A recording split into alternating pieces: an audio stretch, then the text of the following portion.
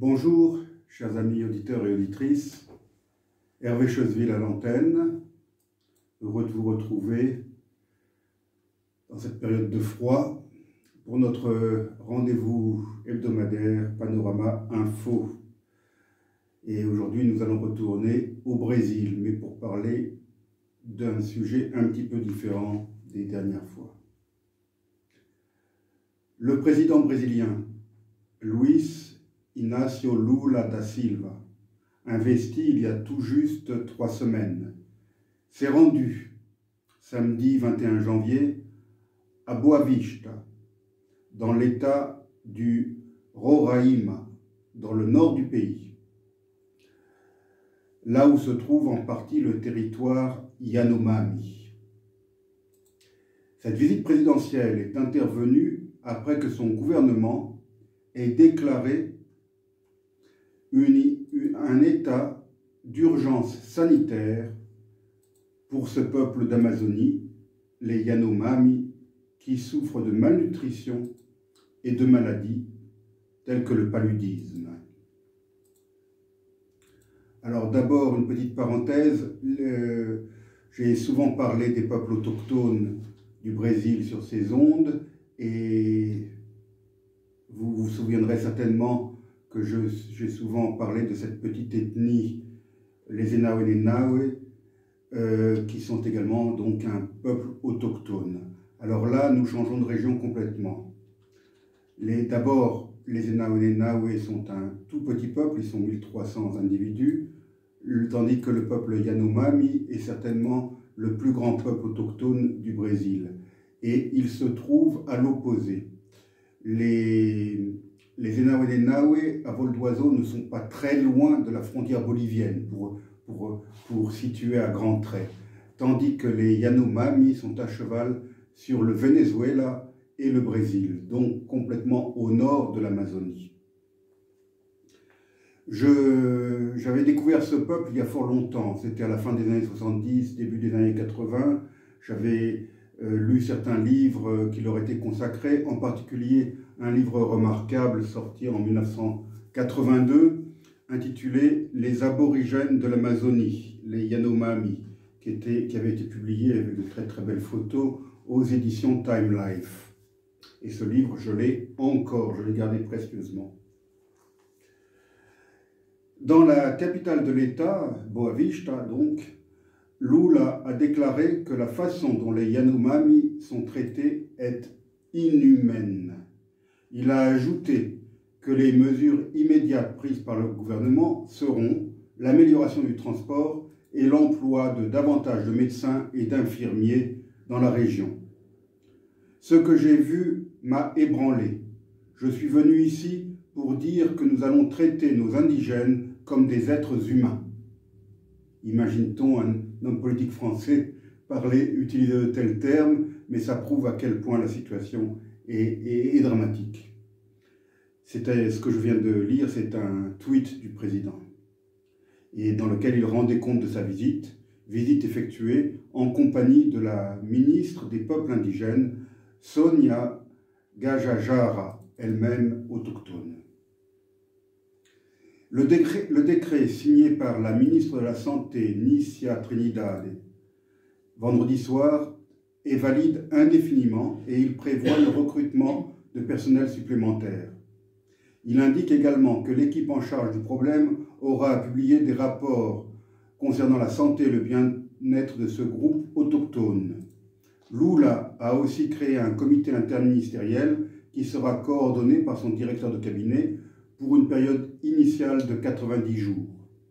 L'équipe gouvernementale s'est rendue à Boa Vista alors que de nombreux Yanomami ont été admis dans des hôpitaux spécialisés de cette ville. Les Yanomami sont l'un des peuples indigènes, et c'est sans doute l'un des plus nombreux, comme je l'ai indiqué, des forêts d'Amérique du Sud. Présents essentiellement au Brésil et au Venezuela, ils constituent un ensemble linguistique et culturel divisé en 4 sous-groupes parlant des langues mutuellement intelligibles, les langues Yanomami. Leur population totale est estimée à 32 000 personnes, dans laquelle les Yanomami occidentaux représentent près de 50% de la population. Bien que chaque communauté se considère comme autonome sur les plans politiques et économiques, elles entretiennent un vaste réseau social qui émaille de part en part tout le territoire Yanomami des deux côtés de la frontière.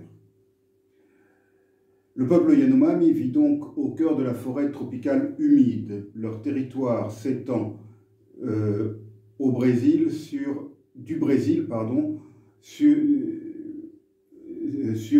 9,6 millions d'hectares, soit le double de la superficie de la Suisse, jusqu'au Venezuela, où ils vivent dans la réserve biosphère de l'UNESCO, l'Alto Orinoco Casiquiare, dont la superficie est de 8,2 millions d'hectares. La démarcation des terres au Brésil a été définitivement homologuée en 1992 et ces dernières sont considérées comme une région prioritaire en matière de protection de la biodiversité amazonienne. L'ensemble des terres occupées par les Yanomami au Brésil et au Venezuela représente dans le monde le plus vaste territoire indigène en forêt tropicale humide. Il est impossible de certifier depuis combien de temps les Yanomami occupent ce territoire. Cependant, comme la majorité des peuples autochtones sur le continent américain, on estime qu'ils sont issus des migrations par le détroit de Bering reliant l'Asie à l'Amérique il y a environ 15 000 ans, puis qu'ils ont lentement migré vers le sud du continent. Cette population Yanomami est répartie en environ 188 villages et maisons collectives. Couverts d'une épaisse forêt et traversés par de nombreux cours d'eau, dont le grand fleuve Orénoque, le relief de leur territoire est marqué par des sommets ennuagés et des cascades pouvant atteindre un dénivelé de 900 mètres. Les Yanomami, contrairement aux Enaonenawe, se méfient de l'eau. Ils préfèrent les buttes montagneuses boisées. Depuis ces dernières années, et sous l'influence des missions chrétiennes essentiellement évangéliques, quelques groupes se sont cependant approchés des fleuves. Ils troquent gibier ou curare contre des pirogues fabriquées dans des troncs d'arbres et les plus jeunes apprennent même à nager. Ils fabriquent leurs propres arcs, utilisés aussi bien pour la pêche que pour la chasse. Leur village, quand on les regarde vus d'avion, eh bien, ils ont un peu la forme d'un immense abat-jour posé sur le sol. Cet auvent collectif, doté d'une place centrale, se nomme le chabono, ce qui correspond simultanément au pourrissement des bois de charpente, à l'épuisement des jardins, où ils cultivent la banane plantain, le maïs, le manioc, la canne à sucre, la papaye, le tabac et certaines plantes dites magiques, et aussi à l'appauvrissement des zones de chasse qui s'étendent sur un rayon de 10 km environ autour de la grande maison. Bien que la chasse représente seulement 10% de l'alimentation des Yanomami, c'est une activité hautement valorisée qui, parmi les hommes Yanomami, constitue la qualité la plus prestigieuse. Les Yanomami ignorent l'écriture, mais ils possèdent un vocabulaire d'environ 4000 mots. En revanche, ils savent nommer à peu près 400 animaux et plus de 300 plantes. Depuis quelques années, des spécialistes ont tiré la sonnette d'alarme au sujet de la crise humanitaire et sanitaire qui était en train de se développer. Un rapport intitulé « Yanomami Under Attack », rédigé par l'Institut socio-environnemental, qui est une association à but non lucratif, souligne qu'en 2021, la région comptait 50% des cas de paludisme du Brésil. Il indiquait aussi que 3000 enfants souffraient de malnutrition. L'orpaillage demeure le problème fondamental auquel les Yanomami doivent faire face. Les activistes accusent les mineurs de menaces de mort, de violences sexuelles et d'abus d'alcool et de drogue, particulièrement contre les enfants autochtones. Le même rapport indique que la région compte plus de 400 pistes d'atterrissage illégales créés par les mineurs et qu'ils ont pris le contrôle de certains dispensaires installés par le gouvernement dans la région. Cité en 2019 dans un article du quotidien Le Monde, un Yanomami déclarait que, je cite, « Les garimperos viennent en avion, en bateau, à pied. Ils nous menacent avec leurs armes, font peur à nos femmes, polluent nos fleuves au mercure, amènent la malaria, les pneumonies, les diarrhées. Mais le gouvernement ne nous respecte pas. Au contraire, il veut autoriser l'exploitation minière de notre territoire. » Fin de citation. Les activités d'orpaillage changent la nature du sol en créant des mares qui provoquent la prolifération des moustiques porteurs du virus du paludisme ainsi que d'autres maladies. Beaucoup d'orpailleurs amènent des maladies avec eux. C'est une crise sanitaire et humanitaire, a déclaré Estevão Benfica, un géographe qui est l'un des chercheurs de l'Institut socio-environnemental déjà cité. Il a ajouté qu'il existe un manque de personnel et de ressources de base pour diagnostiquer le paludisme à temps, ce qui aggrave la situation. Le taux de prévalence très élevé de la maladie empêche les Yanomami de travailler sur leur lopin de terre, ce qui a rendu leur importante communauté incapable de subvenir à ses besoins. Les populations du territoire Yanomami, ce territoire censé être inviolable, et où toute exploitation minière est interdite, rencontrent des difficultés pour se nourrir en raison de la destruction de la forêt tropicale où elles trouvent normalement leurs moyens de subsistance. Selon les chefs Yanomami, plus de 40 000 chercheurs d'or clandestins, c'est-à-dire davantage que la population totale des Yanomami, ont envahi leur territoire, tuant des indigènes, abusant sexuellement des femmes et des adolescentes, et contaminant leurs rivières avec le mercure qui permet de séparer l'or des sédiments. À Boa Vista, la capitale de l'État, l'or récolté illégalement par ces orpailleurs se vend ouvertement dans de très nombreux commerces qui ont tous pignon sur rue. Un autre facteur a été l'approche politique pendant la période du gouvernement de l'ancien président Jair Bolsonaro, quand le personnel médical a été réduit et que 4 dispensaires ont été fermés, laissant ainsi des centaines de Yanomami privés de tous soins médicaux. Au début de la semaine dernière, le ministère de la Santé avait déjà désigné une équipe pour effectuer une mission spéciale dans la région Yanomami. Lula a programmé sa visite d'urgence après la publication dans les médias sociaux de photos choquantes montrant des enfants dénutris. Effectivement, j'ai vu les mêmes photos qui n'ont rien envié aux photos que l'on a pu voir des pires famines d'Afrique ou d'ailleurs. D'après le rapport, durant les 4 années du mandat de Bolsonaro, le taux de mortalité des enfants de 5 ans et moins a augmenté de 29% par rapport aux années précédentes. Le même rapport montre que 570 enfants Yanomami sont morts entre 2019 et 2022, des suites de maladies qui auraient parfaitement pu être soignées. Quelques 11 530 cas confirmés de paludisme ont été enregistrés dans le territoire en 2022, la plupart cependant dans la tranche d'âge des plus de 50 ans, toujours selon la même source. Parmi les enfants de moins de 5 ans victimes du paludisme, 1678 avaient entre 1 et 4 ans et 312 moins d'1 an, selon le ministère, qui se dit dans un communiqué conscient de l'urgence dans le territoire et fait état de la présence d'une mission d'évaluation sur place. Au total, 99 enfants de moins de 5 ans, dont 67 de moins d'1 an, sont morts l'année dernière dans ce territoire isolé, au milieu de la forêt vierge, et grand comme le Portugal, selon un décompte du ministère. Parmi les causes de décès, des pneumonies, des diarrhées et des gastro-entérites, probablement d'origine infectieuse, ainsi que des hémorragies ou une malnutrition sévère. Les enfants Yanomami meurent de malnutrition à un taux 191 fois supérieur à la moyenne nationale.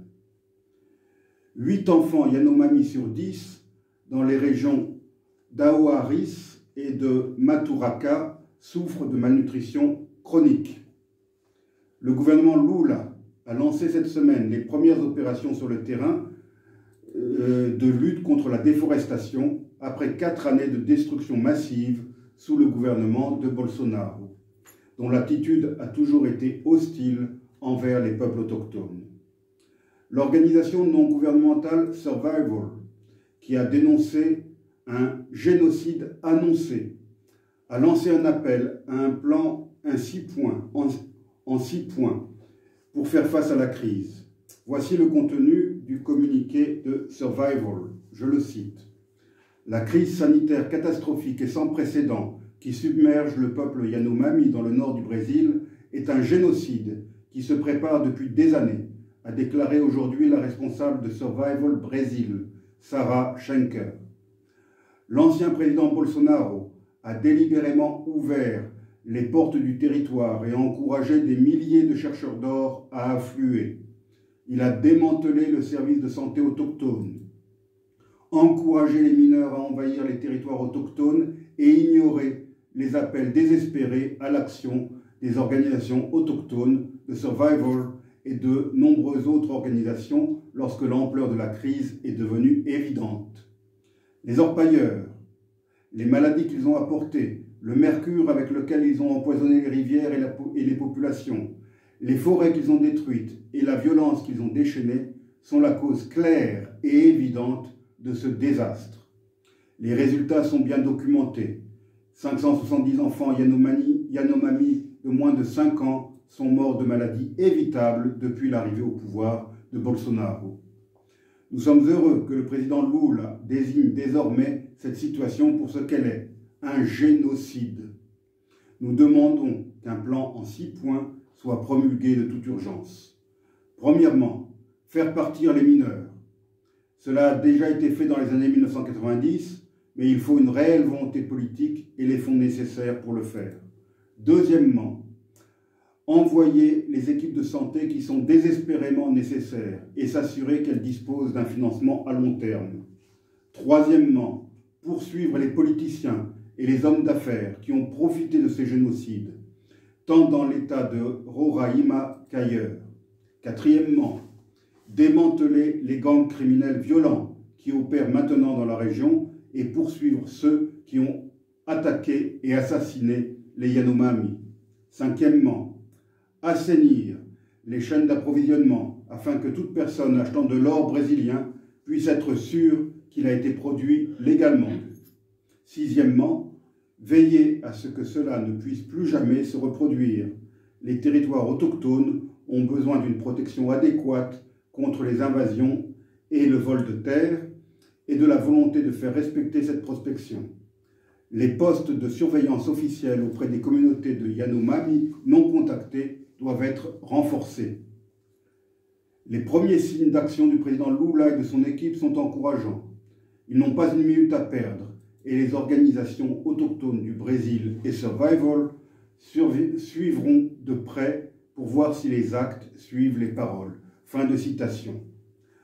Voilà, chers amis, je voulais attirer donc votre attention sur ce génocide annoncé, sur ce génocide en cours, dont nos grands médias ne parlent pratiquement pas, mis à part, je crois, France 24, qui avait diffusé il y a quelque temps un reportage sur le drame en cours. Pensons donc aux Yanomami. Je suis heureux d'avoir pu me faire un petit peu leur porte-parole aujourd'hui pour attirer votre attention sur la situation vraiment désespérée qui règne au nord du Brésil, aux confins du Venezuela. C'est sur ces paroles que je vous dis à la semaine prochaine.